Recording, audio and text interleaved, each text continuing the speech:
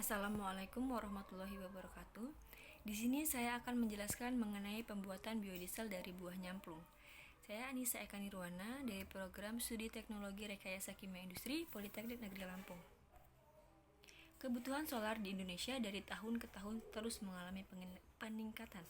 Seperti yang dapat kita lihat pada diagram tersebut, bahwa pada tahun 1995 kebutuhannya 15,84 miliar liter, sedangkan 2010 kebutuhannya sudah mencapai 34,71 miliar liter. Dan kita tahu bersama bahwa solar merupakan fraksi turunan dari minyak bumi yang berasal dari fosil, yang merupakan sumber daya alam yang tidak dapat diperbaharui. Maka dari itu, belakangan ini banyak orang meneliti tentang sumber energi atau sumber daya yang dapat kita perbaharui. Salah satunya yaitu adalah biodiesel. Biodiesel merupakan bahan bakar alternatif dengan komposisi ester asam lemak dari sumber terbarukan atau renewable seperti minyak nabati maupun lemak hewan. Sumbernya dapat dari kelapa sawit, minyak kelapa, minyak jatropha, minyak biji kapas, lemak babi maupun lemak sapi. Kelebihan biodiesel dibandingkan bahan bakar dari fosil: yang pertama, renewable atau dapat diperbaharui, tidak memberikan kontribusi terhadap terjadinya hujan asam karena tidak mengandung senyawa sulfur, memperpanjang masa pakai mesin, titik nyala tinggi sehingga lebih aman dari bahaya kebakaran, dan juga dapat mengurangi emisi udara beracun dan juga biodegradable. Buah nyamplung merupakan buah yang tersebar cukup luas di dunia, dengan kelebihannya yaitu bijinya mempunyai rendemen minyak yang cukup tinggi, bisa mencapai 74%, dalam pemanfaatannya tidak berkompetisi dengan kepentingan pangan, daya bakar 2 kali lebih lama dibandingkan dengan minyak tanah. Ini merupakan beberapa faktor yang mempengaruhi pembuatan biodiesel. Yang pertama yaitu pencampuran harus homogen. Yang kedua, jenis alkohol, di mana metanol menghasilkan lebih banyak ester dibandingkan dengan etanol dan juga butanol. Yang selanjutnya, rasio molar antara alkohol dengan minyak nabati. Selanjutnya, pengadukan, katalis, kandungan air, suhu, dan juga waktu pengendapan saat mengendapkan gliserol dan juga biodiesel. Pembuatan biodiesel terdapat 3 proses. Yang pertama, degamming untuk menghilangkan kotoran yang ada pada minyak, esterifikasi untuk mengurangi kadar FFA pada minyak, dan juga transesterifikasi untuk mengubah lemak atau trigliserida menjadi biodiesel. Nah, ini merupakan alat yang akan digunakan dalam pengujian atau pembuatan biodiesel dari biji nyamplung. Selanjutnya kita ke proses pembuatan biodiesel. Pertama, ada persiapan bahan baku, di mana buah nyamplung kita kupas, kita ambil bijinya, kita potong kecil-kecil, kita diamkan 3 hari untuk menghilangkan atau mengurangi kadar airnya. Kita haluskan, kita dapatkan serbuk biji nyamplung. Selanjutnya, serbuk tersebut dicampurkan dengan N-heksan, kita maserasi selama 3 hari, kita saring, kemudian kita distilasi dan kita dapatkan minyak nyamplung.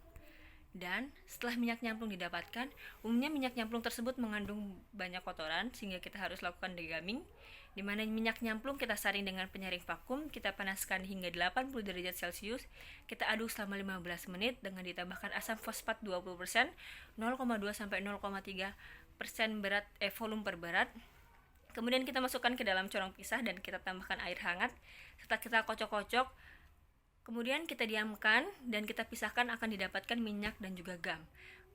Kita cuci minyak hingga pH-nya 6,5 sampai 7, kita keringkan dan kita dapatkan minyak bebas gam.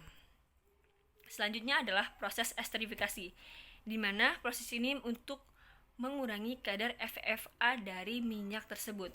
Kadar FFA jika lebih dari 5%, maka minyak tersebut tidak dapat dilakukan proses transesterifikasi. Maka dari itu, minyak nyamplung dicampurkan dengan metanol dan juga HCl sebagai katalis.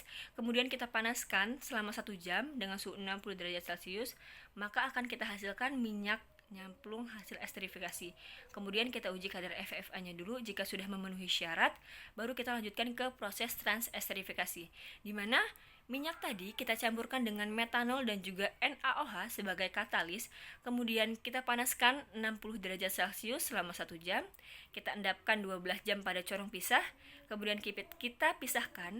Kita akan mendapatkan biodiesel dan juga gliserol. Kita cuci biodiesel tersebut menggunakan air hingga pH-nya netral, kemudian kita keringkan dan kita dapatkan biodiesel. Reaksi yang terjadi yaitu adalah trigliserida ditambah dengan metanol dan juga NaOH akan menghasilkan gliserol dan juga biodiesel. Nah, ini merupakan tabel yang menunjukkan komposisi dari asam lemak buat minyak nyamplung dibandingkan dengan minyak dari yang lainnya seperti jarak pagar, CPU dan juga kedelai. Untuk minyak nyamplung memiliki jumlah kadar 4 asam utamanya yang tertinggi yaitu 97%, minyak jarak 92%, minyak sawit 94%, minyak kedelai 85%. Nah, 4 asam utama yaitu adalah asam palmiat, asam stearat, asam oleat, asam linoleat.